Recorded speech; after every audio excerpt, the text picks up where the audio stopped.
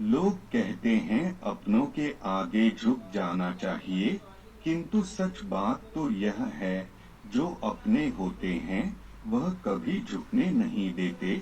हद से ज्यादा सीधा साधा होना भी ठीक नहीं, क्योंकि जंगल में सबसे पहले सीधे पेड़ों को काटा जाता है। मुझे क्या परवाह जमाना क्या कहता है, मुझे ये पता है कि कान्हा मुझे अपना कहता है। आत्मा का अंतिम लक्ष्य परमात्मा में मिल जाना होता है, जिसे तुम अपना समझकर मग्न हो रहे हो। बस यही प्रसन्नता तुम्हारे दुखों का कारण है।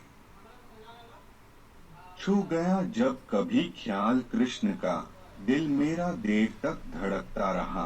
कल कृष्ण का जिक्र छिड़ गया घर में, और घर देर तक महकता रहा। संसार के संयोग में जो सुख प्रतीत होता है, उसमें दुख भी मिला रहता है, परंतु संसार के वियोग से सुख दुख से अखंड आनंद प्राप्त होता है। व्यक्ति या जीव का कर्म ही उसके भाग्य का निर्माण करता है। परिवर्तन संचार का नियम है। कल जो किसी और का था, आज वो तुम्हारा है, कल वो किसी और का होगा। भूत और भविष्य में नहीं, जीवन तो इस पल में है, अर्थात वर्तमान का अनुभव ही जीवन है। आत्मा को शस्त्र नहीं काट सकता, अग्नि नहीं जला सकती, जल नहीं बुझा सकता, वायु नहीं सुखा सकती। आप जीवन से कुछ नहीं सीखते हैं, यदि आपको लगता है कि आप हर समय सही हैं। चिंतन हो सदा इस मन में तेरा, चरणों में तेरे मेरा ध्यान रहे। चाहे दुख में रहूं, चाहे सुख में रहूं, होठों पे सदा तेरा नाम रहे।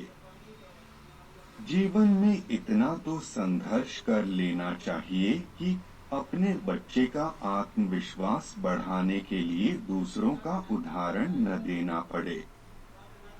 मुझे जानने का केवल एक ही तरीका है, मेरी भक्ति। मुझे बुद्धि द्वारा कोई न जान सकता है, न समझ सकता है। दिव्यता केवल तिशादी होने में नहीं, बल्कि वास्तविक दिव्यता दूसरों में शक्ति जागृत करने में है। वह जो मृत्यु के समय मुझे स्मरण करते हुए अपना शरीर त्यागता है, वह मेरे धाम को प्राप्त होता है। इसमें कोई संशय नहीं है। कोशिश की जाए तो अपने अशांत मन को आसानी से नियंत्रित किया जा सकता है। जिस व्यक्ति को आपकी कदर नहीं, उसके साथ खड़े रहने से अच्छा आप अकेले रहें।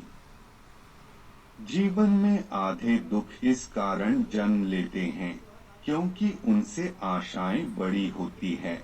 इन आशाओं का त्याग करके देखो, जीवन में सुख ही सुख है। श्री कृष्ण जी कहते हैं, जिस व्यक्ति को आपकी कदर नहीं, उसके साथ खड़े रहने से अच्छा है आप अकेले रहे। आत्मा अमर है, इसलिए मरने की चिंता मत करो।